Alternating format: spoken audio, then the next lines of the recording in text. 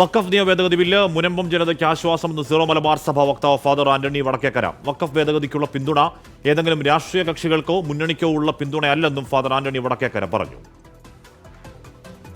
മുനമ്പം ജനത കഴിഞ്ഞ 172 ദിവസങ്ങളായി നീതിക്ക് വേണ്ടി ചെയ്തുകൊണ്ടിരുന്ന സമരത്തിൻ്റെ വലിയ ഒരു ആശ്വാസമാണ് അവർക്ക് ലഭിച്ചിരിക്കുന്നത്.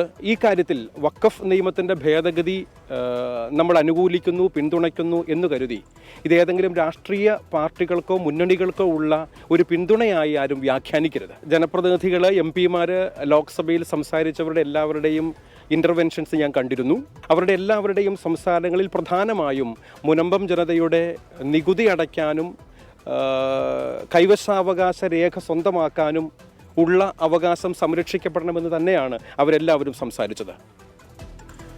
ശ്യാംകുമാർ വാർത്തയുടെ വിവരങ്ങളുമായി. ശ്യാമ, ഈ പറയുന്ന വഖഫ് ബില്ലിനുള്ള പിന്തുണ അത് എന്താണ് പ്രിസൈസായി മുനമ്പത്തെ താല്പര്യം വെച്ച് മാത്രമാണ്, അതിനിപ്പുറമോ മറ്റ് രാഷ്ട്രീയ താല്പര്യങ്ങളില്ല എന്ന് വ്യക്തമാക്കുകയാണോ സഭ?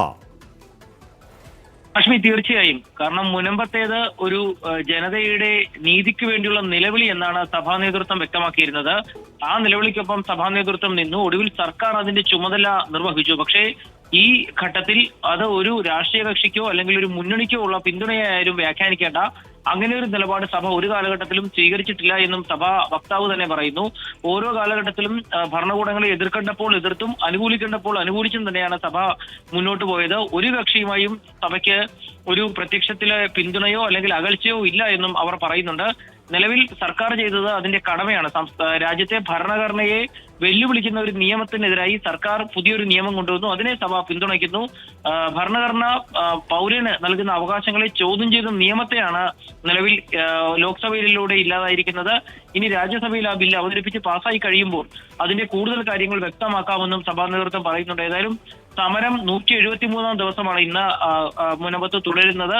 ഇന്ന് സമരസമിതിയുമായും മുനമ്പത്തെ കോട്ടപ്പുറം അതിരൂപതയുമായും അവിടുത്തെ പള്ളിയിലെ വികാരിയുമായും ഒക്കെ കൂടിയാലോചനകൾ നടത്തിയ ശേഷം ഇനി സമരം എങ്ങനെ അവസാനിപ്പിക്കണം, മുന്നോട്ട് കൊണ്ടുപോകണം എന്ന കാര്യത്തിൽ തീരുമാനം ഉണ്ടാകുമെന്നും സഭാ നേതൃത്വം വ്യക്തമാക്കുന്നുണ്ട്. ഹാഷ്മി, അതായത് ഈ ബില്ല് മുനമ്പം പ്രശ്നത്തിലുള്ള പരിഹാരമാണ് എന്ന് സമരസമിതി വിശ്വസിക്കുകയാണോ ശ്യാം? അങ്ങനെയാണെങ്കിൽ ആ നിയമ ഭേദഗതിയോടുകൂടി സമരം ദീർഘനാൾ നീണ്ടുനിന്ന സമരം അവസാനിപ്പിക്കാനുള്ള ആലോചന ഇപ്പോൾ ഉണ്ടോ ശ്യാം?